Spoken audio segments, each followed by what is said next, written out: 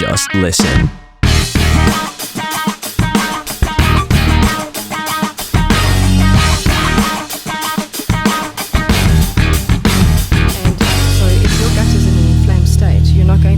Enough of those. So you're not going to feel easygoing, you're not going to feel relaxed, you might feel depressed. Obviously, last night I had a pizza and champagne to celebrate the launch of the podcast, and Kim's been kind enough to do a blood analysis test, a live blood analysis test on me, and that's up on the screen over there. And what did you find there? What can you see from that image? Well, that image does tell a story. It tells a story of a gut that, for the most part, is well-functioning and healthy. I can see that on an ongoing basis that you do take care of yourself, but you can see that you have been exposed to dietary stresses. So definitely alcohol would be that, and pizza, even though it is gluten-free, still a lot of our bodies don't digest fats in the melted cheese very well, especially it depends on the different kinds of toppings that you've got going on. But that looks like you've got a bit of intestinal irritation. And obviously, as I said to you earlier, the antibiotics course I took last week could also play a role in the digestive issues that you can see on the screen. Yes, well, in moving around on the slide, definitely we could see evidence of candida and fermentation on within the plasma. And when that happens, we often find that in people who have been on antibiotics. I was actually treating a woman once who was prescribed an antibiotic for a bladder infection every 3 weeks. Wow. Over the course of about 2 years before she came to see me. And trying some alternative antibiotic therapies and all that, and some remedies aimed at killing candida, and with diet modifications we were able to eradicate that completely. Can you explain what candida is and how it affects the human body? So candida is a strain of yeast. We all have it, but it's supposed to be kept in balance by our gut microbiome. So when you have candida overgrowth in your body, it causes lots of bloating, digestive irritation and problems, but also can give you symptoms similar to chronic fatigue. It can definitely give you symptoms of depression, lower backache, it affects your mood. The amount of energy that you've got, a lot of people get brain fog from it. It's also closely associated with some autoimmune diseases. So by managing the amount of candida in one's system, it automatically makes more energy available to you. Clearer thinking and better functioning in general. Definitely better digestion and absorption. What type of food types should people avoid to avoid having an excess of candida? Sugar, mainly. Absolutely sugar, and foodstuffs that contain yeast. So things that are like leavened, like bread, for instance. Yeah. Cakes, all that sort of thing, which is a combination of yeast and sugar. Yeah. Those are definitely one of the first things that we take out of the diet. And obviously alcohol falls into that category as well. Beers, wines, yes, absolutely. Okay. Very much so. Fermented type. Yeah. What else could you, as a live blood analysis expert, what else do you pick up, and what do you look for in doing live blood analysis? The main thing we look at is what the terrain looks like within a person's body, which is obviously represented in the blood. So we can get a fair understanding of what a person's acidity levels are like, what their underlying inflammatory levels are like. If they're malabsorbing, we see a lot of evidence of things going right or wrong within the gut, which is very important. Gut health is of absolute paramount importance. They've found that the gut is absolutely the root for a lot of, for our immunity, as well as even our mood. When people come in and they suffer with anxiety, the first thing I address is their diet and what they do at home. Because even doing a session like craniosacral therapy, which could potentially change things for them in the short term, and then with treatment change it over the long term, if they're not reinforcing what I'm doing at home, then it's pointless. They really have to take care of themselves at home. And that's really a move away from the conventional way of treating things like mood disorders, anxiety, depression, with simple prescription of antidepressants, to a more holistic outlook at what is the cause, what is the root cause of the issue this person has. Yeah, completely. I mean, and it makes sense, I think. If a person's gut isn't functioning optimally, we process and create a lot of serotonin in our guts, and serotonin and dopamine, and those are our feel-good hormones. And so if your gut is in an inflamed state, you're not going to be producing enough of those. So you're not going to feel easygoing, you're not going to feel relaxed, you might feel depressed, not able to concentrate, focus, and that kind of thing. And it's really, I've noticed in my practice that it's actually remarkable how effectively those symptoms can be addressed by addressing strategically what the gut needs. Yeah. How new is that in the science, and how grounded is that in the science? It's something that I've implemented into my own life, is looking after my gut better, but it seems like it's quite new science to know that the anxiety levels and things can start in the gut and not necessarily in the brain. So the gut-brain axis understanding is new. In terms of how long modern medicine has been around. But there is extensive research on it now. I've worked closely with a psychiatrist. His name is Jonathan Mach. And he doesn't ever prescribe medicines anymore. Wow. He only prescribes mindfulness and addressing your diet and that sort of thing. So there are a lot of doctors and practitioners across the board that are becoming more and more aware of how the gut and the diet impacts our mental well-being. Yeah. What is that name again? The doctor, the psychiatrist? Jonathan Mach. Jonathan Mach. Is he in Joburg? He's in Joburg. Cool. It would be nice to touch base with someone that's like that. He would love it. Yeah, that would be cool. Yeah. I want to just put the spotlight on you for a minute, because I've read on your website you've had quite a history that's led to your career path. Can you maybe just talk about some of the things you went through in terms of disease and illness and finding healing, and then how that's led to your career?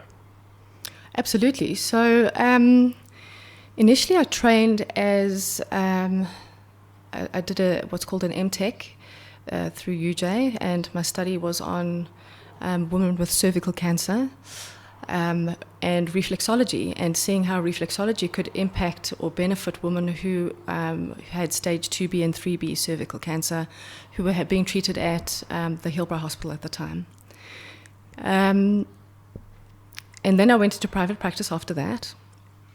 And after a couple of years of being in private practice, I started noticing that I started getting very tired and extremely achy, and I started noticing that I wasn't running optimally in terms of my own health and wellness.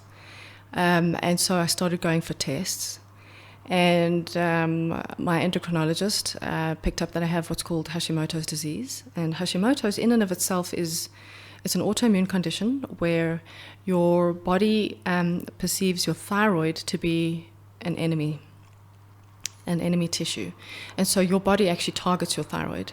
And so then as the thyroid dies off slowly, you start needing thyroid supplementation. But many people actually have Hashimoto's and they don't know about it because they have blood tests, and their blood tests actually show that they're euthyroid, which means that their thyroid's still functioning fine. It's just that then you've got this underlying autoimmune thing happening where your body has started acting on programming where your cells start acting against you, your immune cells. Yeah. So basically the fibromyalgia and chronic fatigue that I got to the point where I couldn't practice anymore, and I took about 2 years off. I spent about 18 months in bed. And in that space, I started practicing meditation daily. I cleaned up my diet. I was having various therapies like reflexology, for instance. I had by that stage already studied craniosacral therapy, so I was also having that. All of these things helped. I think the major breakthrough came where I started introducing nutritionals through a company that I believe in. Basically, their stuff has gotten me so close to remission. It's actually been amazing. So I take immune modulators that are aloe-based. It's kept me off having to take medicines and all that kind of thing. And then basically I repaired my gut. And in repairing my gut, the autoimmune symptoms abated almost completely. And it was in an astoundingly quick amount of time as well. So then I had just thinking of the timeline. A major breakup, quite a traumatic breakup. Oh, okay. There was like a lot of upheaval, and it was really quite damaging to both of us. And as a result of that trauma, then with the underlying autoimmune stuff, I became type 1 diabetic. And the diabetes was really quite something to wrap my mind around. I was the oldest latent onset that they'd actually seen at the Donald Gordon. I think I was about 35 at the time. Wow. It's very unusual for that to happen. And I really had to wrap my mind around a lot of things, because I was already meditating and eating right and doing all these things. You know, I went into a lot of self-blame, blaming God, you know, the universe. I got angry. I wasn't sure what to do with this, you know, especially being a healer. How can this kind of thing happen to me? And then a friend of mine told me about the eating psychology course. It's a course run in America, and basically that, I don't know, it was just like a really good click and fit for me. I realized that I needed to wrap my mind around the choices that I was making, and I needed to understand deeper how my internal mental environment was then dictating what was happening in my physical environment. Yes, so that was that, and basically that's changed everything. My internal dialogue has changed completely. From studying that, I've realized that I tend to be quite type A and quite inflexible and quite rigid, and I can see how being so inflexible and hard on myself has been incredibly damaging.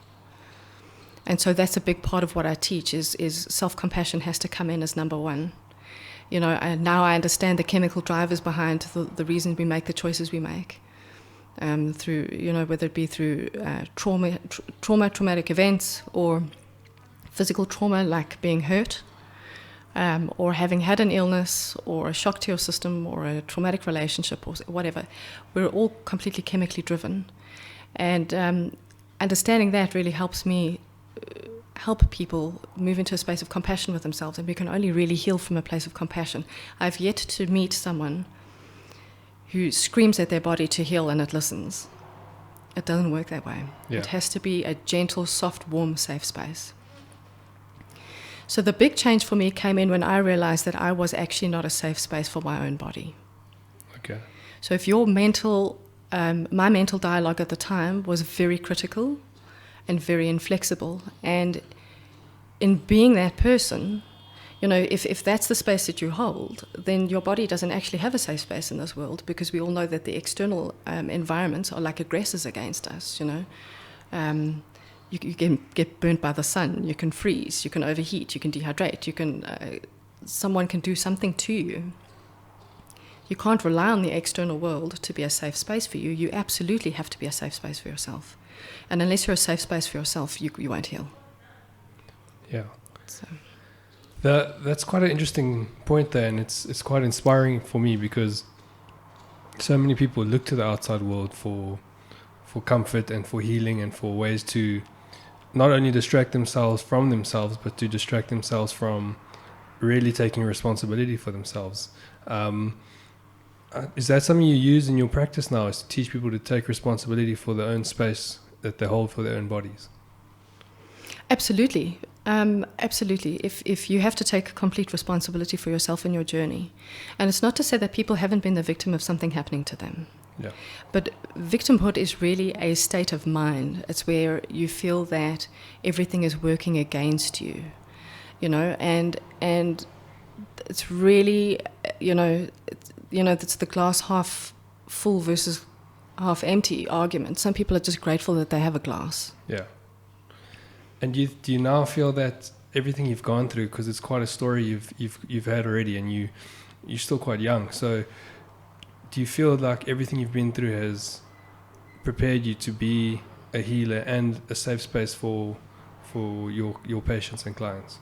Completely, absolutely. From after I studied the eating psychology, and I really fell in love with that, and I was combining that way of working with self, with the craniosacral therapy that I was practicing as well. I then went on to study metaphysics. So I hold a PhD from the University of Sedona. And in my study, I actually had a look at how our internal dialogue and using a mantra affects us on a cellular level, and it's reflected in the blood within an hour. So I completely, where I sit now in my practice and the human that I am now and the being that I am now, it's so obvious how the universe is so geared in my favor for my evolution. And unfortunately, evolution doesn't feel nice. It's like if you're a piece of coal and you're being compressed to become a diamond, that pressure doesn't feel good. But what comes out of there is absolutely spectacular. So there's absolutely no doubt that everything in my life has geared me to get to the point where I can be the most effective practitioner that I can be. And it's all been beautiful. I have no, I'm still a type 1 diabetic, and I'm okay with it. I understand the gifts that brings, and I'm grateful for it. And it's just one of those things. We all have stuff, and we all just have to roll with it as such. And I think the whole journey, there's been highs and there's been lows, has been perfect. Wow. It's something that people can look to. I always feel if you're going through difficult times and you're going through trauma and struggles, in that moment you can't really see it as, oh, this is fine because it's teaching me something for the future. But in hindsight, you always realize that this has prepared you for something. So what type of advice would you give to people that are going through difficult times, illnesses that they can't find help for, disease, trauma, in that moment, just to have a bit of a more positive outlook to say, I can get through this and this is for something greater? How do you go through that process? The first thing I would bring in is self-compassion. Because when you go into a space of self-compassion, there's a gentleness that will start allowing for acceptance. When we don't accept a situation for what it is, it's almost like a kind of insanity that we all struggle with. It's almost like we live in a projected version of our future that doesn't actually exist. Like when I have this house, or when I have this car, when I have this state of health. Yeah. So it's about accountability, sort of taking stock, but then relaxing into it. I like to tell my patients that resisting what is as effective as standing and pushing with all of your force up against a wall for 24 hours, let's call it. Yeah. I mean, what's that going to prove? You're going to prove that the wall's there, and you're going to completely debilitate yourself. You'll be fatigued mentally, emotionally, physically. You won't have proven anything. It's not about the wall not being there. It's not about denying the fact that people are going through stuff. It's about taking a step back and just not pushing up against it, trying to pretend it's not there. And just in doing that, people can have up to 30% more energy in their day because they're not pretending that their life isn't what it is. And from that place, you start allowing positive, because when you're exhausted, it's very difficult to be positive. Yeah. So when you start getting energy back in, you can start feeling the light come back in. Yeah. Yeah. It's amazing that you said that. Driving here for the first time in about 2 weeks, I could feel a little bit myself again, because I took quite a bad turn from the antibiotics I was on, and I couldn't figure out at first, why am I suddenly feeling so down and fatigued and depressed and sick? And driving here this morning, I was in such a positive mood. I was obviously excited for this conversation, but it was the first day in 2 weeks that I felt the energy again to have a positive outlook on the future and things. And now hearing what you're saying, it makes sense, but at the moment you're stuck thinking, where's my energy gone? Why am I not feeling the positivity that I should be feeling? And it can get depressing, and people that don't know where to go for help, I think they give up quite quickly.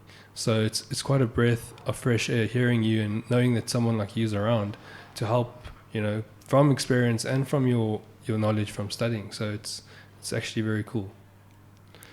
I want to just turn the tide a little bit and move on to the eating psychology, or is it the psychology of eating or eating? Or whatever. both. Okay. Either, yeah. So why do people have such a weird relationship with food? I think it's training. Training, to be honest. From very young, our parents used food as reward, taking away of food as punishment. Yeah. And also we observe how our parents have behaved with food and how society behaves with food, Advertising. Yeah. Be a man and go get a steak. Yeah. Honestly, it's ridiculous what we're exposed to. And for the most part, we actually don't really realize the subliminal training that's happening Yeah. constantly. So most of our eating habits are picked up when we're very, very young, and we normally observe it with our parents and or siblings and peers. Yeah. I mean, that's one of the main ways of parenting that you see is if the kid's done something good, he gets a chocolate as a reward or dessert. And that obviously leads into an adult thinking about those type of food types, the sugars and the chocolates and things, as rewarding yourself. But that's the one side of it. The other side is people use eating as self-destructive behavior. Yeah. And it really, in my opinion, comes down to having a bad relationship with yourself, not having a hatred for yourself or a resentment. Where does that come from, and how does that relate to our eating? So in my experience, that really comes from self-esteem. People, let's say, for instance, if someone's, they feel that they're overweight, they'd like to lose a bit of weight, and like we've all heard about it, people go on a diet and it lasts a week or whatever, and then they derail. Why do people derail? There's several factors involved here. The first is chemical in my experience. So what we're not taking into account is the withdrawal of things like sugars. Yes. Sugar is a highly addictive substance. And so to just take yourself off it and then think that there's not going to be some sort of relapse at some stage because we're surrounded by it constantly is also not reasonable. This is where the self-compassion needs to come in. Yeah. If someone is overweight and they want to go on an eating program and it's explained to them that they're coming off sugar and coming off gluten and that kind of thing, if their systems are inflamed, is a weaning process, and they're mentally geared for that. They understand that their energy levels are going to dip.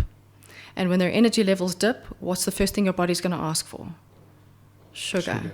If you're dependent on chocolate or other sweets for a dopamine hit, and all of a sudden you're depriving yourself of that, you're going to go into depression, and your body's going to ask for what? Sugar. So people automatically default to this like, well, I'm not good enough, I have no willpower, I just can't manage this thing, as opposed to I'm having a massive chemical cascade happening in my body, and I'm not supporting my body sufficiently through this process. Yeah. So they're looking at it as they're blaming themselves for not having the willpower or the motivation. Exactly. But meanwhile, it's just a normal physical, factual reason for why they're struggling with it. Correct. Then you of course, you do get the behaviors where people will turn to food as a self-destructive behavior. It is not normally a conscious self-destructive behavior. So what I've encountered the most is, and even with myself, if you're following a program and you just hit a point where you're just like, you know what, stuff it. I'm so tired. Not understanding in the past why I would have felt so tired or why this would have felt so emotionally exhausting. A lot of people just feel completely, it's like an all-consuming thing, what they eat. Yeah. They're absolutely obsessed. And it's exhausting. People just want to be able to relax into things. So from a self-loathing perspective, it can happen that people will make choices like if they start losing weight, if they feel emotionally unworthy of holding a space. And or what I've also found is that people who might do that actually have had a trauma in their past where especially women have been violated when they were children. And as they start losing weight, they start to feel unsafe because they don't understand the psychology behind why they've put on weight. They put on weight to create space between themselves and their offender. They've put on weight to make themselves unattractive and unappealing to their offender, to take up more space and kind of come across as a bit more intimidating. There's a lot of different reasons why someone who's been violated might subconsciously be putting on weight. And then, of course, the conscious mind is telling them, oh, you're worthless, why are you doing this, you're fat, you're ugly, and whatever. But actually their body and their chemistry is driving them to make certain food choices because it's desperate to protect itself. Wow. The documentary on, who's that guy in America now? It just recently came out on Netflix that he raped and sexually assaulted a bunch of young women, Epstein, sorry. And my mom told me to watch it, and then she made a note of that all these beautiful young 16, 17-year-old girls that were his victims are now speaking on the documentary, and all of them are completely overweight. Are they? And Okay. and no disrespect to the woman, but it seems to make sense to what you're saying, as if though it was a protective factor from the trauma they faced when they were still young and kids, you know? So my findings is that inherently it's very rare that people genuinely want to spite themselves, that they really want to be overweight or they want to be unhealthy. What they're trying to do is they're trying to derail a different process. They're either trying to numb out a pain or make themselves unattractive for a reason. There's always a reason. And in helping people work out what their reason is it's a huge part of getting people to the point where they can experience self-compassion and be gentle. You know, it's okay. So it's not just because I lack willpower or I'm not this awful person. It's actually because something happened to me when I was little and my body's trying to help me out. You know, a big part of my work is helping people understand that your body's not your enemy. A lot of people actually operate from the place of like their body's working against them somehow. And that is so untrue. If that's one thing that the people that listen to this podcast take from this, is that your body's not your enemy. Your body is your best friend. It's your companion. It's the way that you get to have an experience of this world.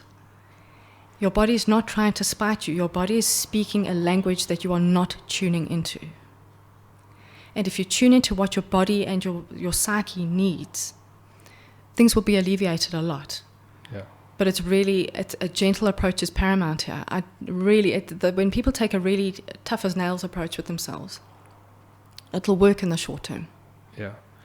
I often see in sports psychology how an athlete would self-destruct his own performance because he almost feels guilty of being good or having success. And I actually spoke to Wade van Niekerk, who's the world record holder, yesterday, and he said he struggled a long time with feeling guilty for being so successful when he had cousins growing up poor that don't have what he has. Yeah. Is that the same as what you're seeing with eating, where they self-destruct because they feel guilty of maybe looking good or feel guilty of being rich or being successful? I haven't noticed that so much. You know, like I know what you're talking about. It's kind of like an imposter syndrome. Yes. I haven't seen that relating to eating directly, but what I have seen is survivor guilt playing in with eating, yeah. Where someone has been sick and they've been like, why wasn't it me? Or I've moms whose children have died in car accidents and stuff like that, and they were like, well, why wasn't it me? Yeah. You know, and the guilt related to that, yes, absolutely, but not so much imposter syndrome, no. How long would, let's use the example of a mom feeling guilty for losing a child. How long would healing a person like that normally take in your practice? That is a really open-ended question. So it depends, you know. That would be dictated by the kind of personality that person has. How open are they to the process? You know, a lot of people, especially in that kind of grief situation, do what they can to become functional again, but they feel that really recovering from that means that they're letting their child go and letting their child down, and so they will never. Oh, I see. Yeah. So that's a very deep topic. So it's more about when those people come into my space and they ask for help, I help them engender a gentle approach to self and help them understand their guilt, and also help them understand that their guilt doesn't serve, and that's not even honoring the memory of their child. That is not what their child would have wanted for them. Yes. And then help them implement, because often they can't implement things for themselves. Help them implement very gentle lifestyle changes that involve a lot of self-nurturing. Because that's the only thing that's going to heal a mommy's broken heart. Yeah.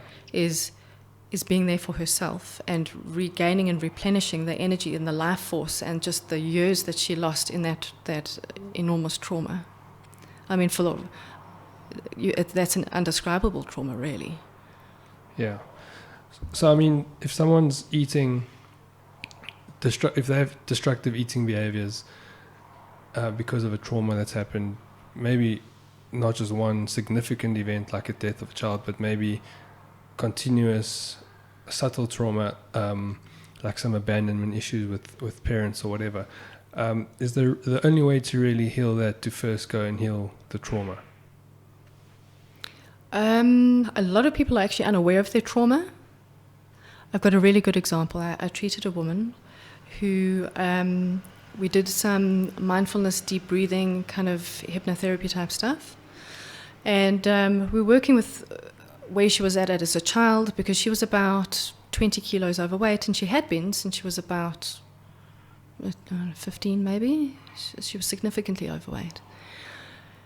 And we were just talking about her memories of her childhood and all that kind of thing. And we took her to a place where she recalled being, she must have been about 5 on the beach in the Cape with her parents and with her cousin. And her cousin was going through some rough stuff. Like, her cousin was about the same age.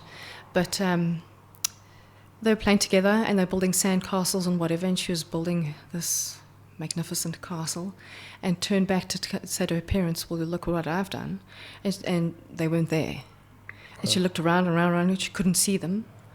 And then started walking towards the water and noticed that her parents were both hovering sort of around the cousin. It looked like they were playing with her.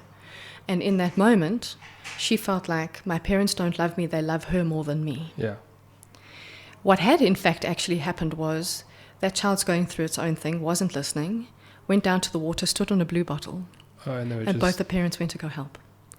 So I said to her, okay, so have your parents actually abandoned you, or what's really going on here? And she said, oh, no, I remember them talking about this. She stood on a blue bottle. They didn't leave me for her and whatever. And from the realization of the fact that her parents had not abandoned her, bearing in mind that her parents, up until that point, so she came to me and she must have been I think she was about 30. So it was about 15 odd years. She constantly told her parents that they don't love her enough. They love everyone else more than her. She just consumed her life like she was just never getting enough. Like, she just overate food, she overdrank, she did everything in excess. And it didn't matter how much money her parents threw at her, how much love and affection and care and gifts, and they tried everything. They were like at their wits' end. There was nothing that they could do to prove their love to her. And then she realized that this was actually the trauma, or the initial spot where she thought, okay, they've chosen other people above me. And once she realized that from an adult perspective, that this is absolutely not truth, it's almost like she debunked her own dysfunctional belief system. Yeah. And from that point, she started losing weight, and it fell off fast. I mean, it was probably 6 months, and that was without significant changes, just no more sabotaging behaviors, because she didn't feel like she needed to fill herself up with food. People feel like they need to fill themselves up with food when they feel a void. Yes. It's the same with excessive drinking of alcohol or drugs or sex, gambling. All of those things temporarily fill the void. They give you a dopamine and serotonin hit.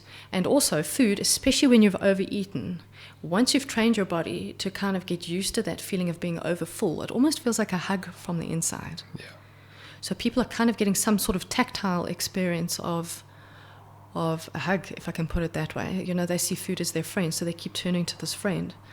Anyway, so that was really significant. Her story is a really good one. Yeah. And it just shows that, like you're saying, that it was one event. It wasn't even a huge trauma. But as a little person, she decided automatically, because of one thing that happened, her parents loved everyone else more than her. Yeah.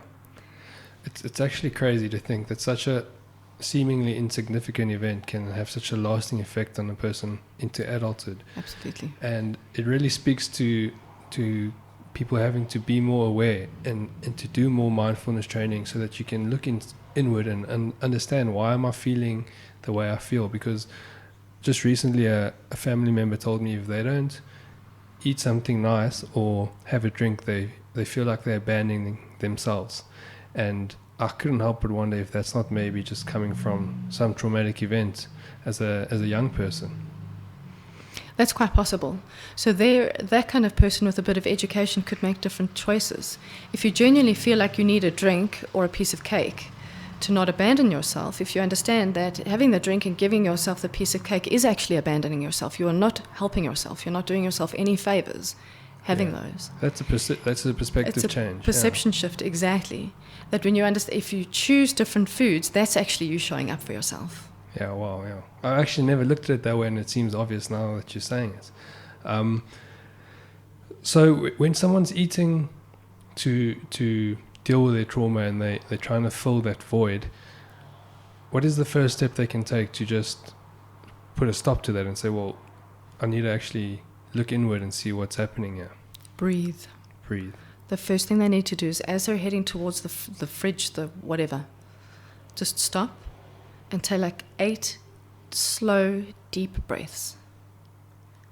And after doing that, so what the deep breathing does is it takes you from a sympathetic, which is a stress response, into a parasympathetic response, which is a relaxation response. So it calms the nervous system down a little bit. And that's where you practice mindfulness. Ask yourself, what is actually going on for me right now? And it's very often, I don't know if you've heard of the acronym called HALT. That's the reasons why people have a tendency to go and binge. Yeah. So the first is hungry. So, but it could also be happy. We're trained that when we're happy, we need to eat. Okay. Angry, lonely, and tired. When people experience those, they run for food. And so if you can identify, you're going like you have this craving for chocolate and now you're scanning the house, you've got to find a piece somewhere. And you take a couple of deep breaths and you stop and you ask yourself, well, what's actually going on here?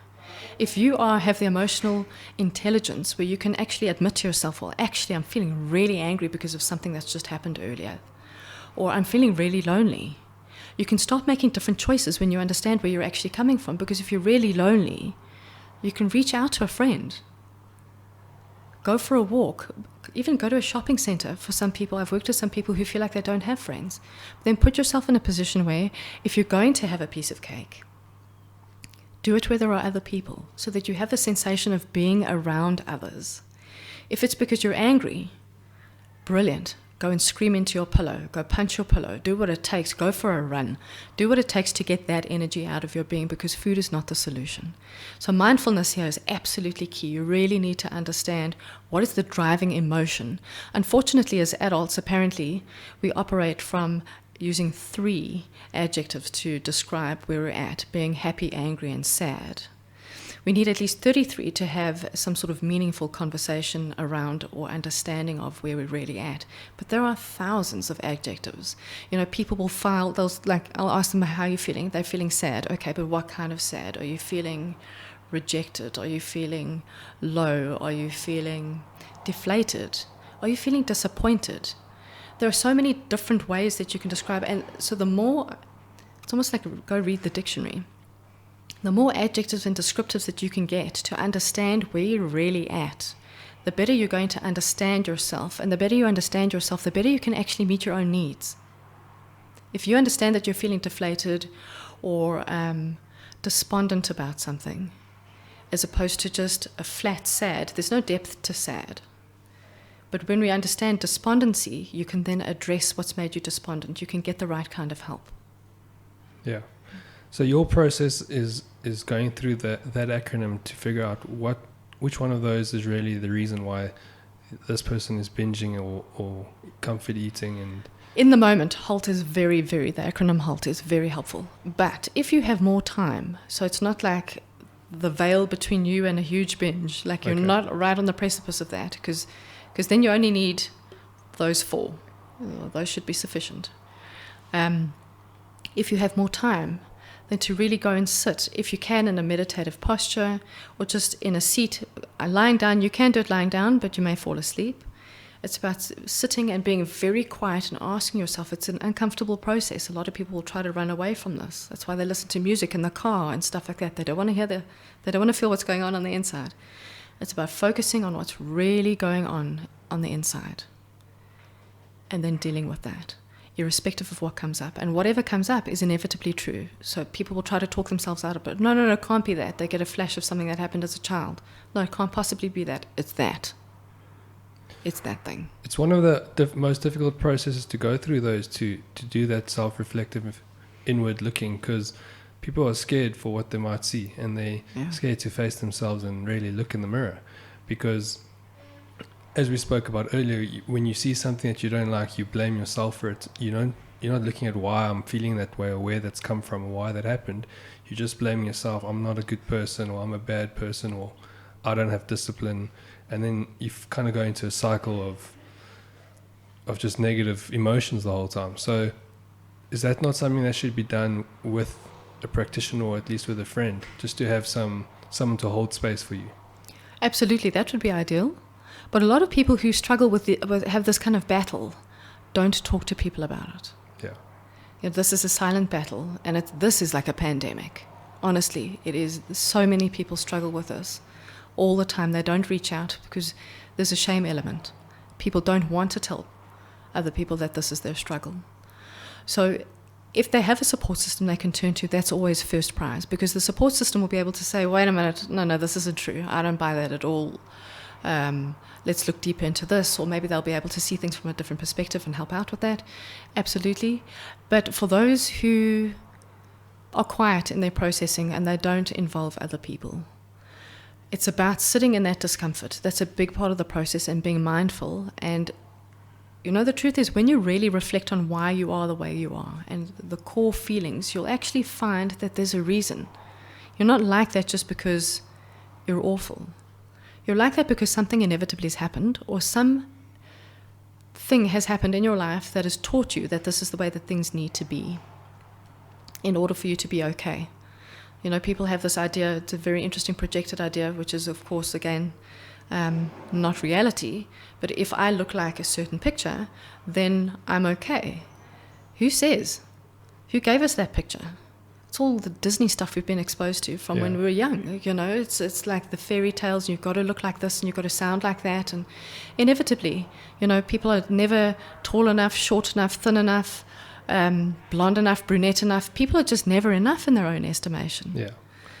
Because the estimations have been built on things like Disney when you're a kid, or Instagram now, the perfect photos that are going up, and you're never quite as pretty as the people on Instagram, or as fit or as strong. And the standards we set for ourselves, or that have been set, are so high, and we actually never reach them. And that ends up in self-destructive behavior again. Completely. Yeah. When someone's dealing with trauma that's maybe caused some depression or chronic fear and anxiety, and they go to eating for the comfort, or to avoid that or get away from it, that eating, the unhealthy stuff specifically, then ruins your gut. And as we've spoken about it earlier, anxiety and depression has a root cause in the gut health. So that cycle, how do you break that cycle? Because it's depression and anxiety and trauma leading to bad eating, leading to more depression, and it's quite a vicious cycle. And how do people break out of that? Because there's so many people in this world. We see it now with this pandemic, how many of the causes of death are related to diabetes and overweight and things. How do they break that cycle? So with my patients, the first thing I do is I address the quality of food that they're eating, and we exchange certain foods. Like, you don't just take food away from a person who's been traumatized. You don't ever put them on a diet. From my perspective, I would never do that. So it's about, I wouldn't ask them to eat less. I'd ask them to eat different. That would be the start. It's a question between having, like, if they have to have chocolate, okay, but there's chocolate and then there's chocolate. So can we move to a 70% dark chocolate that's maybe like Lindt, or like a very high quality where they use exceptional quality fats, high grade cocoa, and so there's actually antioxidant value in that, and it's a source of food for your body, and you're still getting the chocolate feedback as such, as opposed to a cheap and nasty chocolate. So that's the kind of thing I do. Is we do substitutions basically, and I find that very effective. You can't just take stuff away from people; they will not respond okay. And especially for someone who's been through trauma, they don't feel like they're okay without this stuff. So it's about getting them to understand that it's very much a quality thing, and making better choices in what you're going to have in the moment. And as soon as they start doing that, within 3 weeks to a month, their gut microbiome is already looking different, because you're eating a better quality food. And when your gut microbiome is looking different, your anxiety level is going to be different, and your depression levels are going to be different, and then we can start working on the other stuff. But it's a process. You've got to be patient. It's really not an overnight thing. But that's, if someone had to walk into my office, that's the first thing I'd address with them today, is exchanging the amounts of foods that they're eating for the same volume, better quality. And then that will automatically change things. If you have some sort of problem with your microbiome in your guts, and it's caused by poor eating habits. How different is it for each person to try and fix that? Does everyone have some stuff that they need to avoid and some stuff that they're okay with? I know a lot of people struggle with dairy, but some people are okay with dairy. So how do you go through that process of finding out what is causing my problems with my microbiome? Sorry, I keep saying that word. Microbiome in my gut. Yeah. What is causing that problem, and how do you go through that process of elimination and trial and error? So the first thing I like to do is introduce quite a potent probiotic, and that's across the board.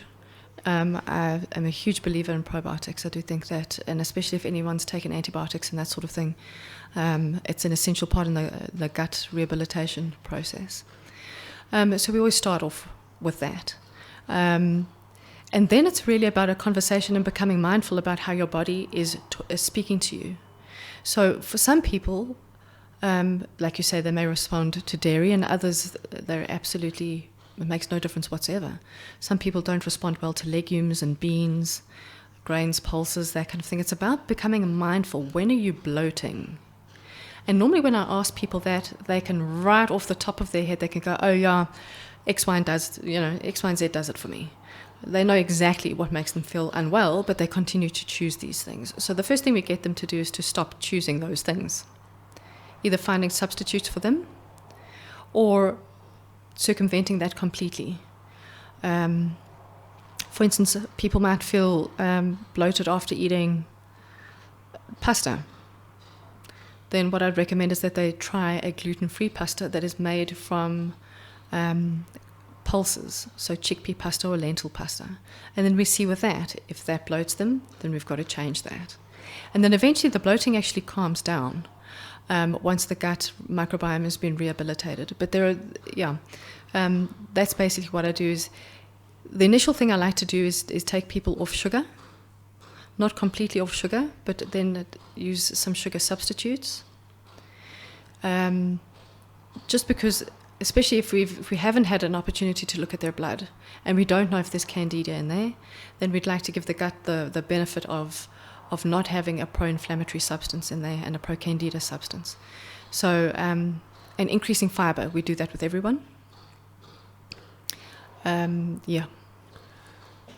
The process of weaning someone off sugar is quite tough though, because it's an addictive substance. So anyone listening to this thinking I'm going to stop sugar tomorrow, and inevitably within a week they might have a craving and have chocolate again. If they start weaning it off, saying I'm going to have only one chocolate a week, or maybe one block every night, and then later every second night or whatever, is that type of the kind of the process that they'll need to take? Because what I've realized is people tell me they don't need sugar in their coffee or in their cereal, but they don't realize how much sugar is in everything else that they're eating. It's the hidden sugars, absolutely. That is a big problem. So, look, people can cold turkey off sugar. I've done it before. It's very uncomfortable for the first week. So it's not a question of in a week's time you're going to have a craving. You may feel like a lunatic for the first 3 weeks. Not 3 weeks, sorry, like 3 days. The first 3 days, up to 7 days, you can really feel like you're detoxing. You can feel headachy, you can feel lethargic, you can even have body aches. And then, of course, you will be craving sugar. Absolutely. Like you might be, like if you were coming off cigarettes, it can be that bad depending on how addicted you are. And then once you hit the 10-day mark, it's like magic. You stop craving it. Yeah. The thing is then when you reintroduce it, obviously it re-triggers that craving. I've seen a lot of people reward themselves. I haven't eaten sugar for a month, I'm going to have a whole slab of chocolate. And then they kind of go back. Even myself, I often, and maybe it's because, as you said earlier, as a youngster, I was rewarded with sweet things. Mm-hmm. When I'm, like last night, celebrating the release of the podcast and things, I rewarded myself with a pizza and a whole bottle of champagne with my fiance. So is that part of the problem, is that the reward system still seems to be sweet things and sugary, tasty things? Absolutely. And again, that boils down to training from childhood. And so their substitution would be wise. You know, it's not about don't ever have the champagne, but does it need to be a whole bottle? Okay? It doesn't mean never having pizza, but does it have to be a whole pizza? Could you make it a half, just to start? Yeah. Does it have to be a whole slab of chocolate, or could you get a higher quality chocolate where you actually really don't need a whole slab? That's the thing. Yeah. If you're having a cheap chocolate, you'll eat a slab. But if you're having a really high quality chocolate that has beautiful fats in it, most people can't manage half a slab. It's very satisfying. Yeah. So when you up the quality, you can actually halve the quantity. Yeah. So it's not about taking it away completely. If you're having a 70% cocoa dark chocolate that's of a very high quality, I'm happy for everyone to have that. There is some sugar in there, so it's not a complete withdrawal.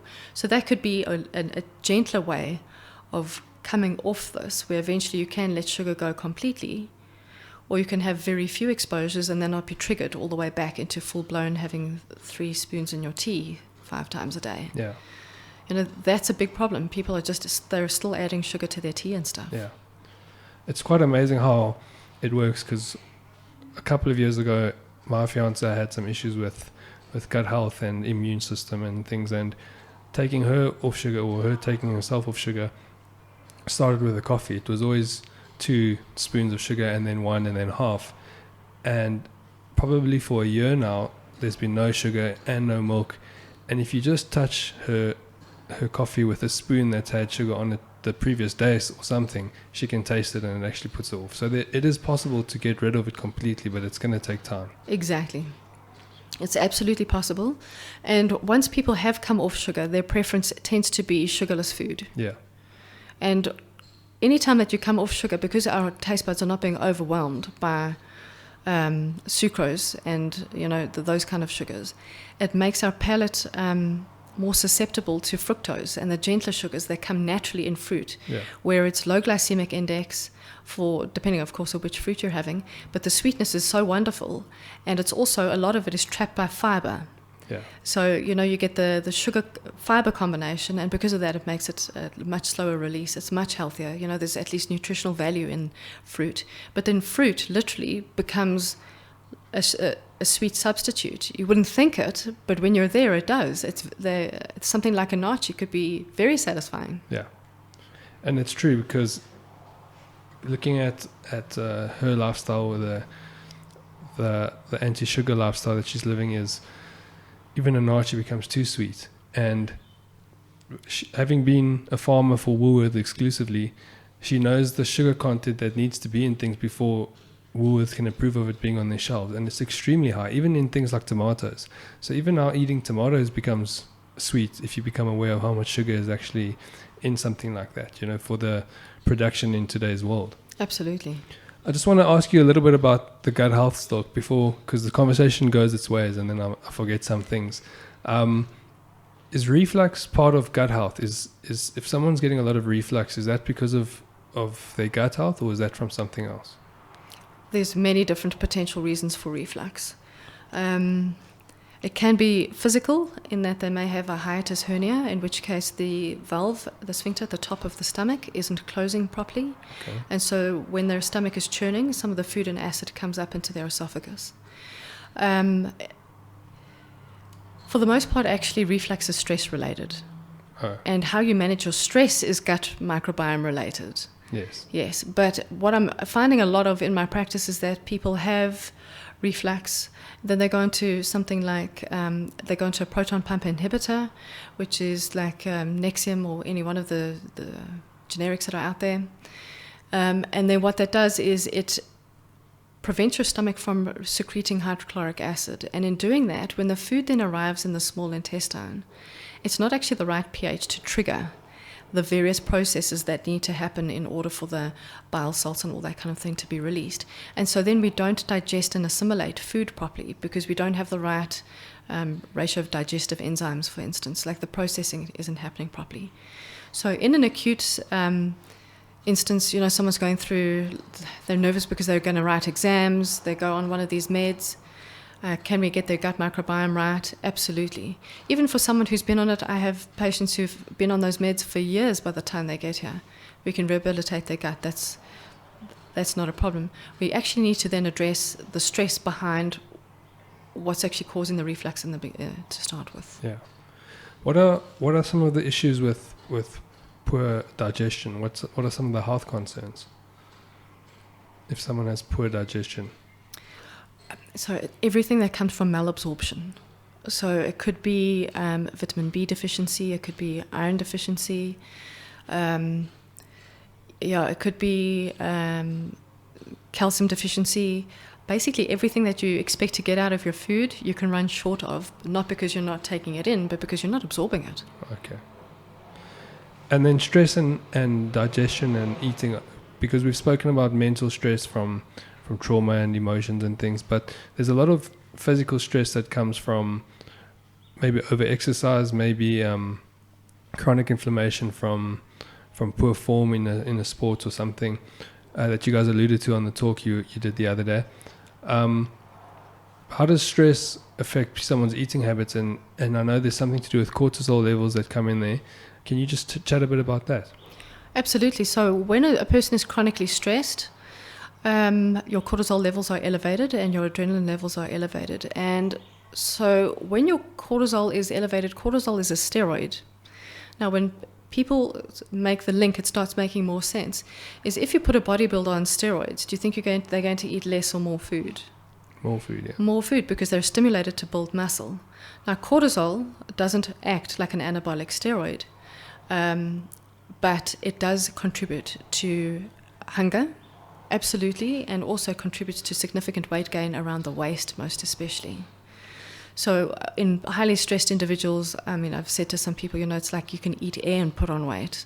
It's just that when their cortisol levels are really high, it just means that everything in their endocrine system is geared towards whatever comes in terms of food is going to be stored as fat. What is the link between poor sleeping habits and cortisol and eating? Poor sleep basically causes an underlying inflammatory condition in the body. It causes a huge amount of stress. We need the different phases of sleep. We need to really, in order to replenish our body, to have enough energy, mental clarity, vitality, to be able to get through our day, we need a certain amount and a certain quality of rest. And by not getting that, we're automatically going to be stressed out. Especially for someone who's experienced poor sleep, sort of more than 2 or 3 nights in a row, then it starts becoming a bit more chronic. We become depleted, severely depleted, moods become altered and all that kind of thing. So that then would drive you to have sugary food because you're tired, because you're irritable, because you're looking for a way to cope, because you're looking to be stimulated, or you might also turn to caffeine because you're exhausted. Effectively, exhaustion is the problem. And someone that goes through a whole combination of the things we've discussed, they've got some trauma issues, they sleep poorly, they drink a lot and eat for comfort, they've got gut problems. I think it's just important to note that what they're going through is not because of them being lazy people or bad at whatever it is, and that, as you were saying earlier, it's a chemical. It starts with a chemical problem, or it starts with something that's happened to you. You're really a product of your circumstances growing up. And it's okay to forgive yourself for being the way you are, and there is ways to deal with this step by step, and there are people like you to come out and help them with. So thanks for that, by the way. That's the first thing. I know a lot of people that are going through these things, but I know a lot of people will be listening that have not just one of these issues, but a combination. I think everyone has chronic stress in today's world with the lockdown specifically, but there's just such a combination of things building up that affect people's health. And there's people don't have the answers. They don't know where to go. They go to medication, to their doctors. But there is help, and you can forgive yourself for being the way you are and move forward from there. So just wanted to mention that so that people know and can be okay with that. No, that's awesome. And you're exactly spot on. I think once people go through an accounting process of where am I actually, what is actually going on in my life, and then going into a space of acceptance and being gentle with self, not judging yourself for where you're at, but understanding exactly, like you're saying, you're a product of your childhood and all that kind of thing, then it's almost like you give yourself permission to just let your past go and give yourself a clean slate for tomorrow, so that your tomorrow can be different. You don't have to perpetuate the cycle, but for as long as you're holding unforgiveness and you're not actually forgiving yourself for being who you have been, you're going to continue to be that person tomorrow. You have to you have to let it go in order to really successfully move on to a clean slate. Why do people go through these chronic dieting times in their life where they're always on a diet, whether it's I'm on the Banting diet or on the keto diet? Why is it such a chronic thing and such a conscious decision the whole time that I need a diet? And inevitably those are the type of people that would fail in their diets and then restart again and then fail. Where does that come from? Inevitably it's because people don't feel good enough as they are. So they always think by being thinner or looking different that their world is going to be different. Not realizing that I've actually experienced this myself. I've weighed significantly more than I do now, and I've also weighed significantly less after a major trauma. And you take yourself with you. It doesn't actually matter how much you weigh. Your internal environment and your mental dialogue remains the same. So, yeah. Well, there's clearly a strong connection between the mind and the body and even the soul, because the spiritual side and let's call it the spiritual side of dealing with things like trauma. You were saying it earlier, blaming God, blaming whoever's out there. It's something that needs to become more almost conventional, that you're not just depressed because you were born that way, or you're not just sick because you're overeating. There's always a connection between something that's happened, something that's going wrong in your body or in your brain. And to deal with this, you got to kind of look at it holistically.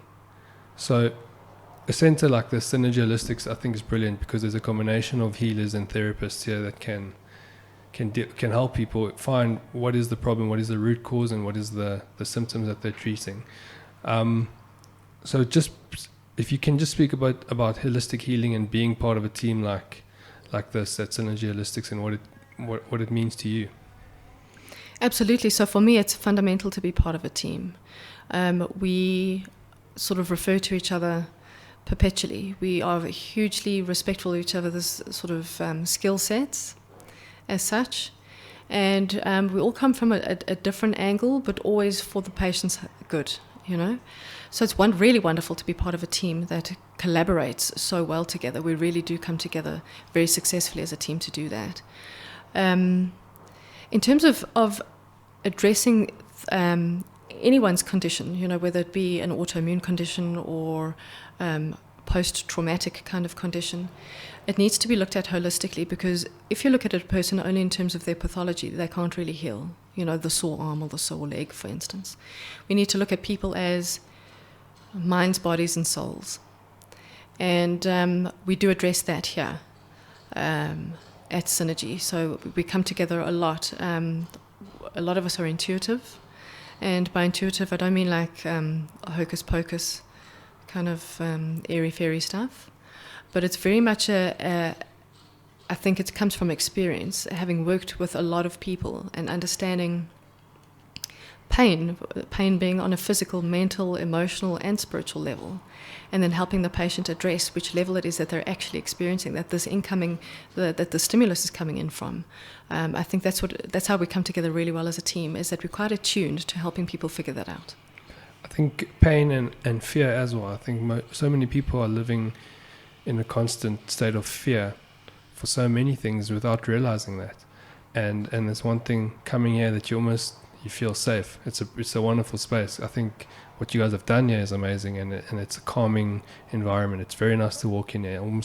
I came early today because I enjoyed sitting here having a coffee. Oh, that's brilliant. Yeah. And then you yourself are quite a holistic, if I can call you a healer, because you are one of the most qualified people in different fields. They all connect, but different fields that I've ever met. We've just spoken about the psychology of eating, but I've just got it here in case I forget. We've done the blood analysis already, and then the cranial sacral therapy, the reflexology, and belief system release therapy. It's quite amazing, your resume. Did you do this because you understood that people have different issues, and the only way to fully understand what they're going through is to have the knowledge in so many modalities of healing? No, to be honest, the way that this unfolded was completely so that I could gain self-understanding. Oh, wow. I've literally walked this journey myself. Yeah. having had health complications and, to be in remission from these different autoimmune conditions, also understanding my belief systems from my childhood and all that kind of thing, it's really come together as a very holistic perspective on healing. And I've just basically adapted that to be able to use it with a patient. But no, actually, that was completely me pursuing health for myself. Oh, wow. So on that note, can you talk a little bit about belief system release therapy? What is it, and why should people look into something like that? Well, belief system therapy, like this relates to the story that I told earlier about the girl who realized that she thought that her parents loved everyone else more than her because of something that happened at the beach, which was actually not even an actual event. It was just her perception of it. Belief systems are basically developed up until the age of about 8. That's when most of them are developed. And some of them can be very subtle, and some of them really not so subtle. A lot of them relate to our self-worth, and a lot of them are not true. They're not true because they're taken in through the senses of a very little person who has very limited understanding. And when a little person is being told something by a parent, and the parent is coming across as harsh or unkind or unloving or maybe even abandoning them, they don't have the sort of adult perspective where they could go, right, I can see that this adult, my parent, is resourceless. I wonder if they slept the last 2 nights. I heard mom and dad talk about money stress. I wonder if it's about that. We don't know how to relate things that we've picked up in our childhood. And so inevitably, the things that we think about ourselves, the negative things we think about ourselves are completely errors. They're not true. And a lot of those things are, as you said, formed in your young age. And do they come out in behaviors? Let's say they hear the parents talk about money stress, that the person has maybe an obsessive compulsive thoughts about money and saving money and making enough money. Is that related to belief systems? In that instance, absolutely. Yes, I've worked with that a lot, where people have felt like, they're in, let's say, banking, and they're making a lot of money. They feel like a lot is never enough. They eat a lot of food. They feel like a lot is never enough. They have a spouse, but then they also have extramarital affairs because they feel like the attention that they're getting from their spouse is never enough. It absolutely relates to everything. Wow. So in going back to a person's childhood, you really start to understand the personality type that they've developed over the years. Yeah.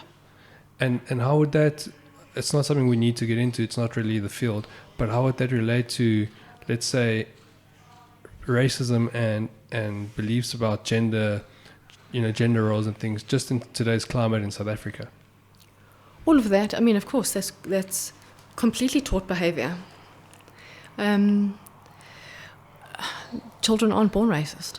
Yeah. Children aren't born of an awareness of difference of skin color or difference of gender. They don't care about stuff like that. That's absolutely taught. And again, it's lies.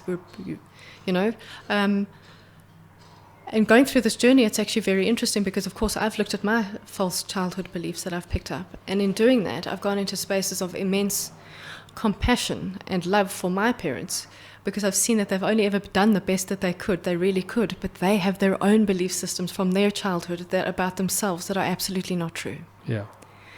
So there's like this, it's a cumulative effect, unfortunately. It's almost like, biblically they speak about sins of the father or the forefathers as such, as 7 generations back. I think this is part of that. That's just my opinion. Yeah. But it's just that we have these belief systems where, you're passed on how to believe in yourself or how not to believe in yourself or what success looks like. Yeah. And if you're a free spirit and it doesn't, if you're an artist and you like to wear flamboyant colors and you don't particularly enjoy structure, but you've been taught that working at a bank or being an accountant and having structure is the only way to be successful, of course you're going to believe that you're not successful.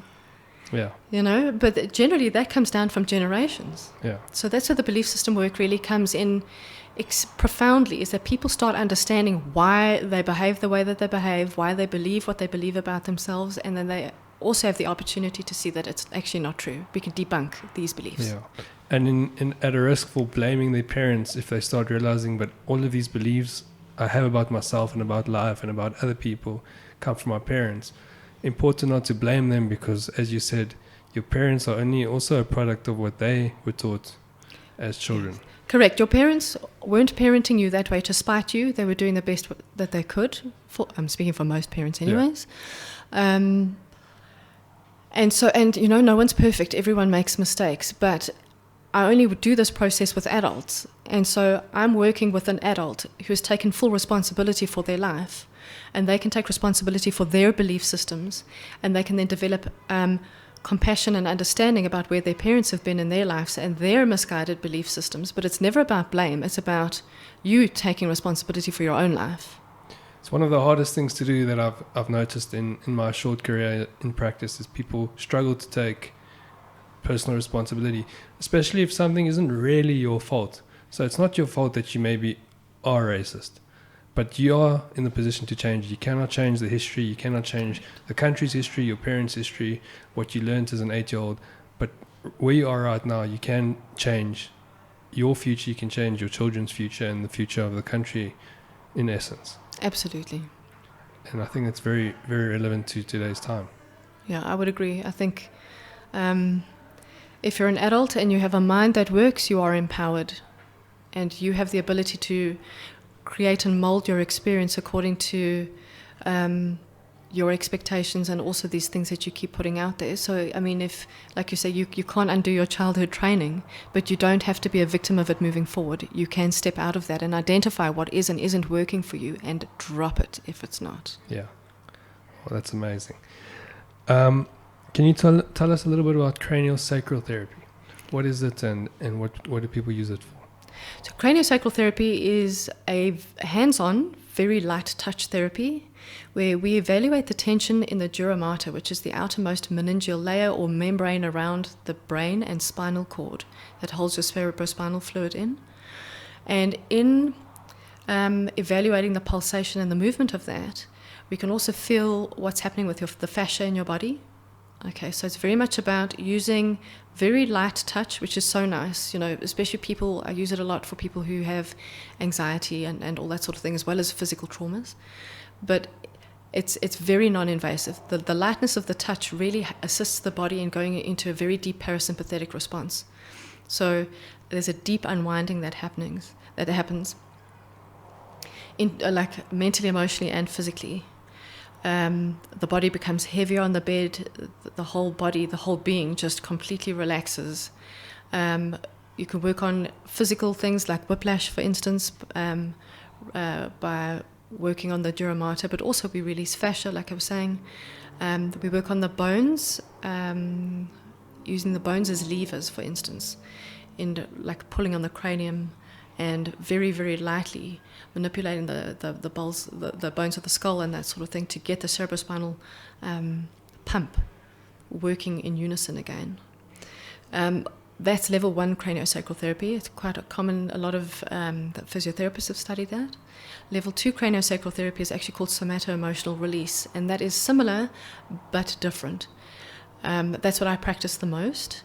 Somato-emotional release relates to when there's been a trauma, whether it be physical or emotional, that disorganized energy is stored in a pocket in your body somewhere. So to give you an example, I was living at home with my dad when I was younger, and I fell down the stairs. I was wearing socks on wooden steps, and my feet came out from under me, and it took so long to get down to the bottom, down this whole flight of stairs, that my father had gotten up off the couch and walked around to the bottom of the stairs to catch me when I got there. It just took an eternity. When I got down to the bottom, I distinctly remember feeling like I was dying. Every part of my body was buzzing. Everything hurt. I had no idea if I'd broken bones, but everything was sore. So that's quite typical of a generalized trauma. And you can look at the emotional traumas the same way as this physical trauma. Is my whole body was buzzing with disorganized energy. This basically the momentum of my body moving one way and then meeting with the step, which is a fixed energy, causes this shock wave as such to come through the body repeatedly with each step. So then what happens is, after you've hurt yourself and it kind of hurts everywhere, your body starts trying to encapsulate this disorganized energy.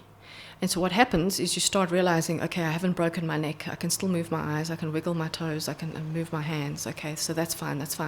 And over time, so in the beginning it's minutes, and then it's hours, and then it's days, and sometimes weeks, depending on what you've hurt.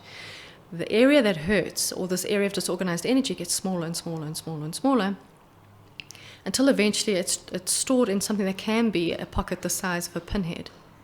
But that pinhead remains in the body, and often we see that in recurring whiplash injuries, where someone has had a sports injury, like a rugby injury, or gotten a whiplash, and then they'll do something which seems relatively innocuous and not harmful, and all of a sudden their whiplash is presenting again.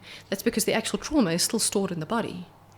Now, when we do somato-emotional release and craniosacral therapy, we help the body to unwind. So what that means is the body starts moving itself around if it needs to release an energy from any specific area. So, I mean, if it's from, if you've had whiplash, for instance, your neck or your head might spontaneously start turning in an effort, or even crane backwards, in an effort for this little pocket of energy to have an escape out. And it will have to come out the way that it came in.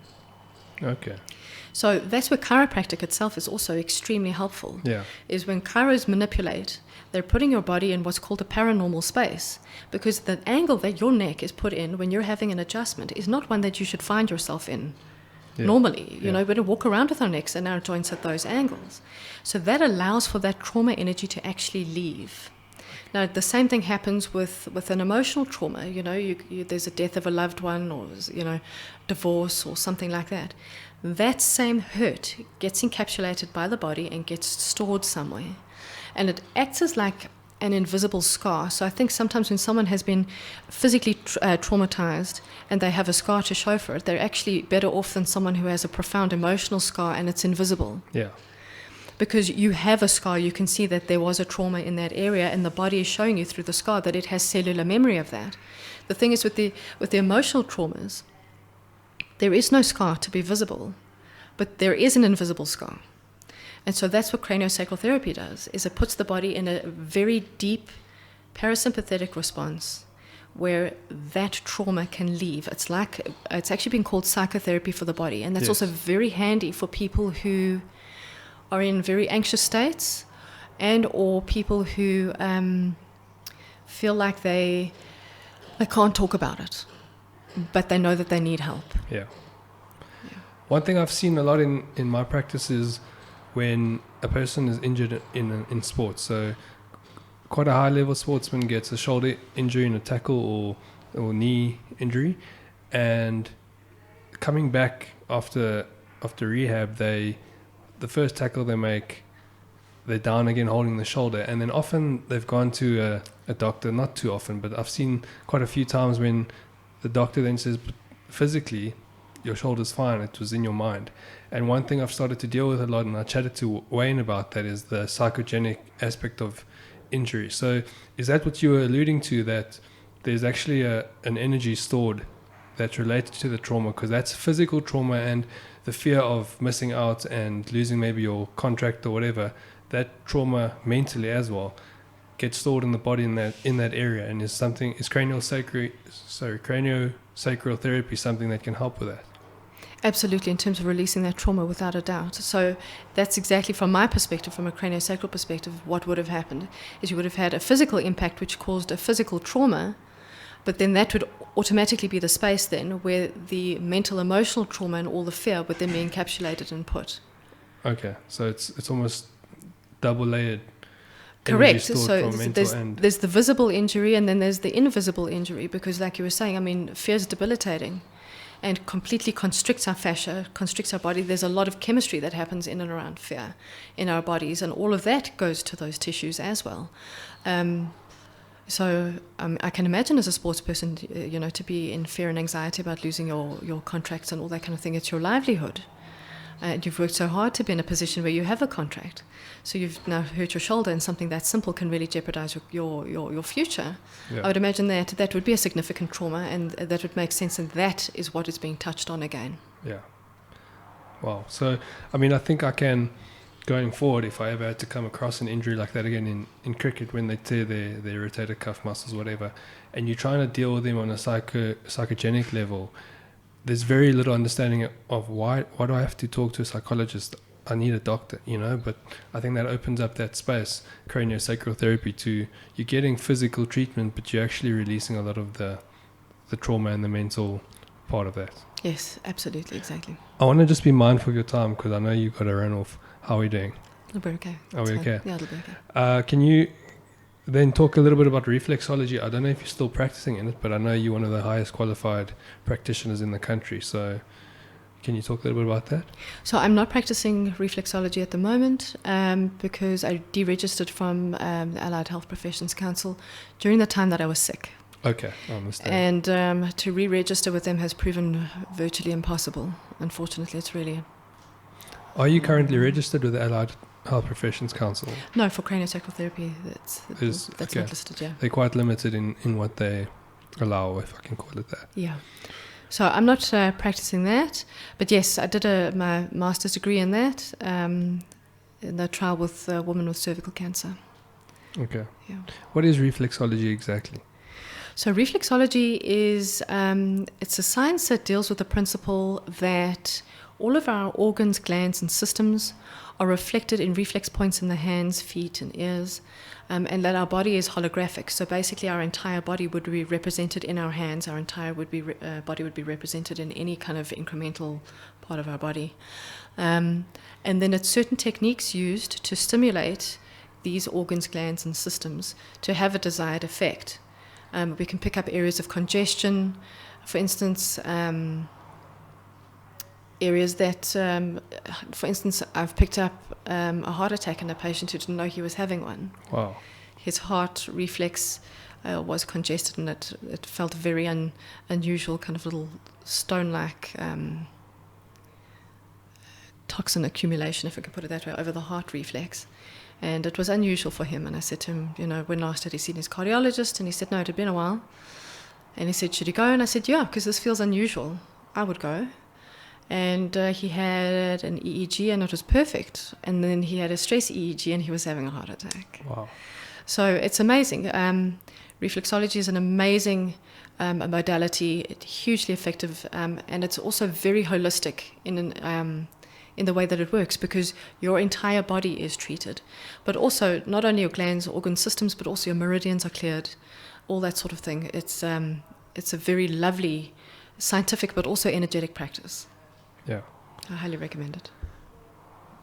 Kim, I could speak to you for hours and hours because I've got a lot of questions on all of these things. So I'd like to do this again at some stage. Sure. I'm going to move on to some questions that I ask all my guests as a way to end this off. But I just want to say that it's been quite inspirational, and the things that have come up today from you on a personal level and on a professional level has been quite amazing, and I hope that someone out there can take this, even if it's one person, and learn from it. So my first question is, what are 3 books that you could recommend, maybe in your field or just in life, that you've read that have been inspirational and helpful? 3 books, yes. So, Brene Brown, I'm like her biggest fan. Have you heard of her? Yes, I love her, yeah. She's incredible. So, anything by Brene Brown is amazing. I mean, even just the TED Talks that she did. Yes. Yeah. In terms of developing self-compassion, self-understanding, just taking it easy, addressing your internal dialogue, like all that. The power of vulnerability and things. Exactly. And how vulnerability is such a beautiful thing, and it's an advantage, and it's not something that should be stifled or suppressed or pretended like we don't have. Incredible. So anything by her. Let me just check. I've got. I like to get Audible. I get a lot. Oh yes. There are many options here. Like, I've read a lot of brilliant. Oh yes, a huge favorite of mine, Michael Singer. Oh yes. Anything by Michael Singer. He's written a book called The Surrender Experiment and The Untethered Soul. Now, he's a yogi. I'm a yogi, so we speak the same language. Yeah. But that's about meditation. That's about when you really get in touch with who you are, that part of you that is the eternal presence. and part of the universe, you start to take like an observer perspective in your life. And when you start taking the observer perspective in your life, it's almost like you stop taking your own life personally. So when you stop taking your own life personally, you stop getting stressed by little things.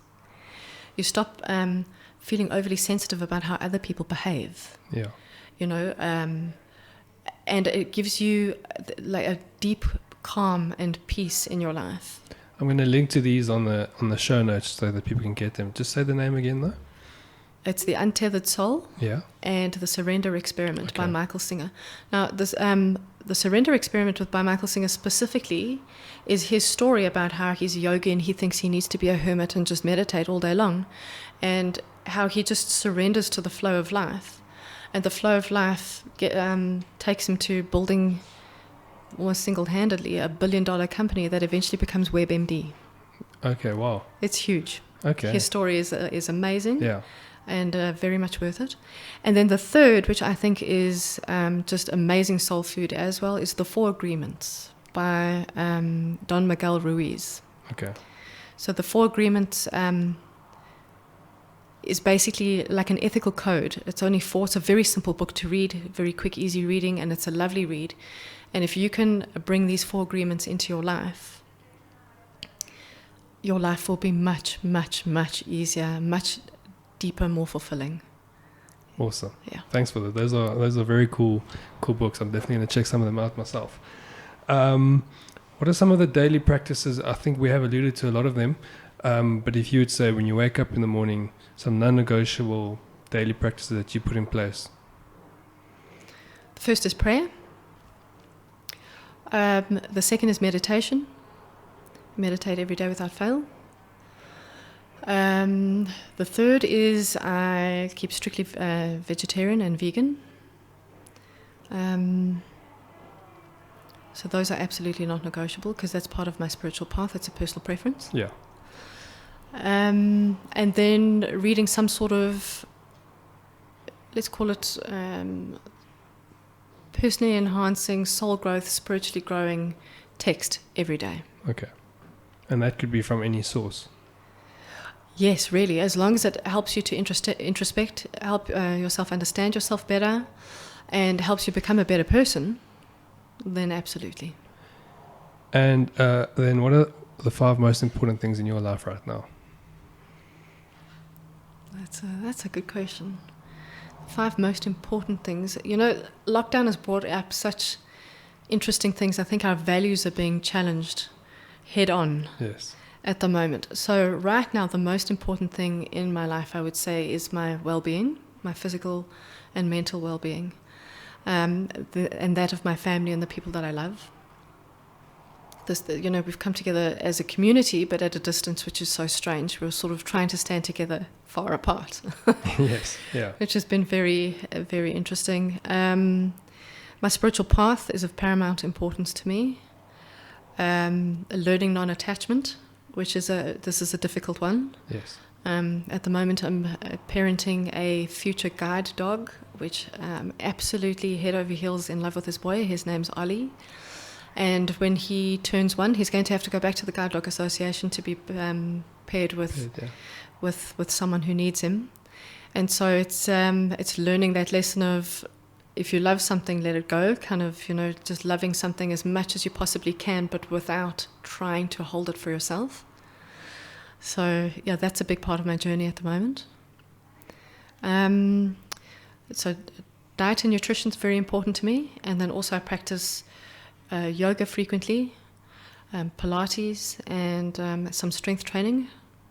Also do cardio, so like moving my body is important. Yes. So I like to have a good balance, eating well, sleeping well, exercising, meditating, reading the books. Yeah. And then my work is very important as well. I've lost count of how many I've given you now. Brilliant ones, all of them, so I like that. Lastly, I just want to give you a chance just to tell people where they can reach you, where they can find you. We are at the Synergy Holistic Center, but personally, where can they find you online, and then also where can they read up more about you and things like that? They can check out my website, www.kimsammaritano.com. And then I am on Facebook as Kimberly Sammaritano, and I'm also on Instagram. And then, yes, at Synergy Holistics, they can phone and make an appointment. Also, if people need to email, kim@kimsammaritano.com. Awesome. We'll link to those as well on the show notes. Great, thanks. I'm not sure how to thank you enough for today. I mean, you've given a lot of your time, but you've also given a lot of your knowledge. And one of the reasons I wanted to start a podcast was to tap into people like you who have so much knowledge and give you an opportunity to share that and spread the message, because people are in need of help and people are in need of growth. So thank you so much for that. And I hope to see you again soon, and I hope we can do this again soon. But once again, thanks for your time. Yeah, thanks, Nick. It's been excellent. Thank you for the opportunity. Awesome. Thanks, Kim.